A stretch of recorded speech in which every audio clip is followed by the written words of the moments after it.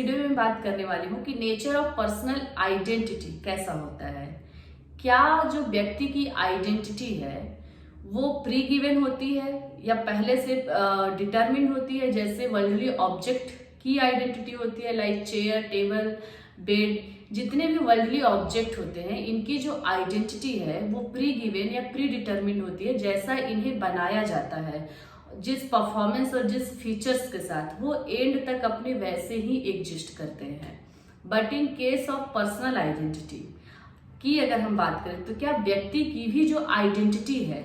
वो birth to death same होती है, एक ही आइडेंटिटी रहती है, या ये चेंजेबल होती है, या फाइनली बेस्ट वे क्या है अपनी पर्सनल आइडेंटिटी को समझने का। तो किसी भी व्यक्ति या पर्सन की जो आइडेंटिटी है वो बर्थ टू डेथ सेम होती है या एक ही आइडेंटिटी होती है, जिसे परसिस्टेंट और पर्सनल आइडेंटिटी भी कहा जाता है। इसके सपोर्ट में बहुत सारे आर्गुमेंट्स दिए गए थे, जिनमें से एक था बॉडी थ्योरी। बॉडी थ्योरी के अकॉर्डिंग जो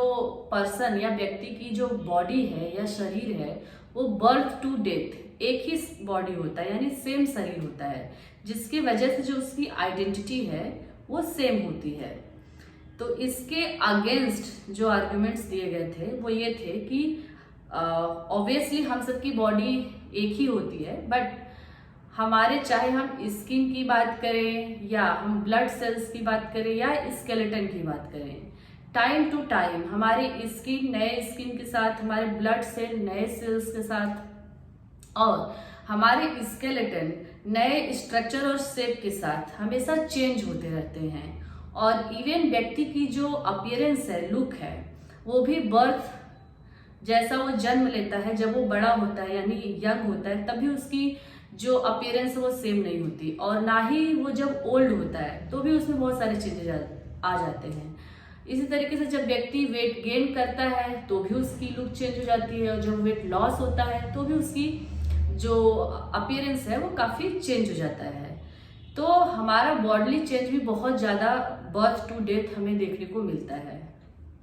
तो परसिस्टेंट और पर्सनल आइडेंटिटी के सपोर्ट में एक और आर्ग्यूमेंट्स है जिसको मेमोरी थ्योरी कहा जाता है। Memory theory British philosopher John Locke द्वारा दी गई थी। उनके अकॉर्डिंग जो व्यक्ति की आइडेंटिटी है वो बर्थ टू डेथ सेम होती है, न तो व्यक्ति के बॉडी द्वारा न ही उसके सोल का जो कॉन्सेप्ट रहा है, बल्कि उसकी जो कॉन्शियसनेस है वो एक यूनाइटेड फॉर्म में होता है, जिसे वो मेमोरी कहते हैं। तो किसी भी व्यक्ति की जो मेमोरी होती है, यानी कि चाहे उसके बचपन की मेमोरी हो या यंग एज की हो या ओल्ड एज की हो, वो अपने कॉन्शियसनेस के थ्रू यूनाइटेड होता है अपनी मेमोरी से। और जो व्यक्ति की मेमोरी होती है वो बर्थ टू डेथ सेम होती है। तो इस थ्योरी के अगेंस्ट में भी आर्गुमेंट्स दिए गए थे कि ऑब्वियसली हम सबकी मेमोरी सेम होती है, बट किसी भी व्यक्ति से अगर उसके बचपन की एक्सपीरियंसेस पूछे जाए तो क्या उसे याद रहते हैं सारे इवेंट्स? तो ऑब्वियसली नहीं होते हैं। और इवन अगर हम अपने यंग एज के जितने भी हमारे एक्सपीरियंसेस हैं वो हम अपने ओल्ड एज में कभी भी हमें एज इट इज याद नहीं होते हैं। तो इवन अगर किसी व्यक्ति से 1 वीक पहले पूछा जाए लास्ट वीक उसने लंच में, डिनर में क्या खाया था, तो भी वो नहीं बता पाता है। तो हमारे मेमोरी में जो हमें याद होते हैं स्पेसिफिक इवेंट्स ही हमें हमेशा याद होते हैं। तो ये आर्गुमेंट्स दिया गया। तो बेस्ट वे क्या है अपनी पर्सनल आइडेंटिटी को समझने का? तो मुझे लगता है कि प्रोफेसर मोहंती का जो कॉन्सेप्ट है पर्सनल आइडेंटिटी का वो काफ़ी प्रैक्टिकल और मोटिवेशनल कॉन्सेप्ट है, जहाँ पे जो हमारी आइडेंटिटी है उसे हमेशा हमें रीइस्टैब्लिश करते रहना होता है। यानी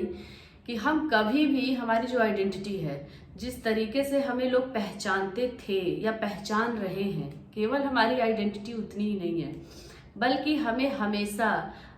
अपनी आइडेंटिटी को बनाते रहना होता है कि क्या हम होंगे। हो सकता है कि कई बार ऐसे सिनेरियो आता है या ऐसे हम सर्कमस्टेंसेस में फंस जाते हैं जहाँ पे हमारी जो आइडेंटिटी थी अब तक जो बनी हुई वो कोलैप्स हो जाती है,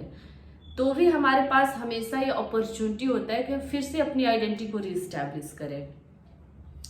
और इनकी जो कॉन्सेप्ट है पर्सनल आइडेंटिटी का वो काफ़ी हद तक जो एग्जिस्टेंशियल फिनोमेनोलॉजिस्ट जॉन पॉल सार्त्र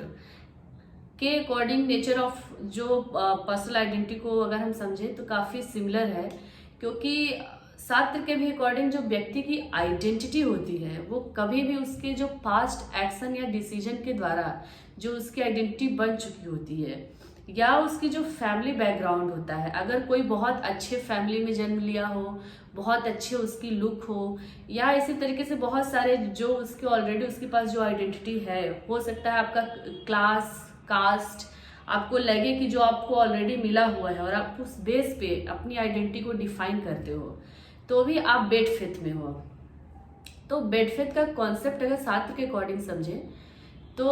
हम सभी की जो आइडेंटिटी है, एक हमेशा जो हमें हमारे पास ऑलरेडी बना होता है या हमें हमेशा हमारे सिचुएशंस के अकॉर्डिंग हमें मिले होते हैं,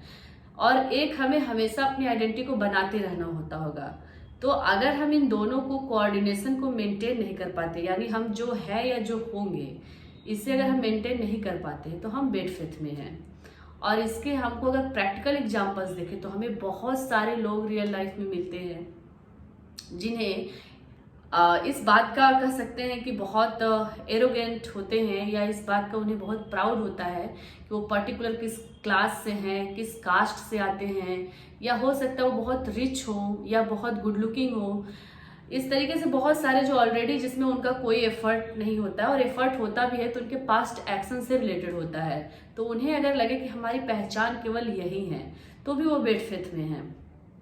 क्योंकि वो आपके लाइफ का केवल एक एस्पेक्ट्स कह सकते हैं। तो शास्त्र के according bed faith means inauthentic life, और हम इनऑथेंटिक तभी जीवन जीते हैं अगर हम बाय द टाइम बहुत सक्सेसफुल हो जाएं या बहुत कुछ अचीव कर लें। पर अगर कोई व्यक्ति हमारे पास मिस्टेक्स की बात करे या हमारे कंडीशन के बारे में बात करे और हम उसे एक्सेप्ट ना करें कि अरे वो तो मैं था ही नहीं, अभी मैं जो हूँ मेरी आइडेंटिटी यही है, तो भी हम बेड फेथ में हैं। क्योंकि किसी भी व्यक्ति की जो आइडेंटिटी है वो क्या था या क्या होगा, इन दोनों से मिलके उसकी आइडेंटिटी बनती है। और कभी भी अगर हम किसी एक ही आइडेंटिटी को अगर फोकस करते हैं कि हम क्या थे या क्या हम हो गए हैं, तो इन अगर हम दोनों को केवल एक एस्पेक्ट्स एक आइडेंटिटी की बात करेंगे तो हम बेड फेथ में होंगे। और अगर इन दोनों ही आइडेंटिटी को कोऑर्डिनेट करके चलेंगे, हमेशा मेंटेन करते रहेंगे, तो हम एक ऑथेंटिक लाइफ जी। I hope nature of personal identity को समझने में वीडियो हेल्पफुल रही होगी।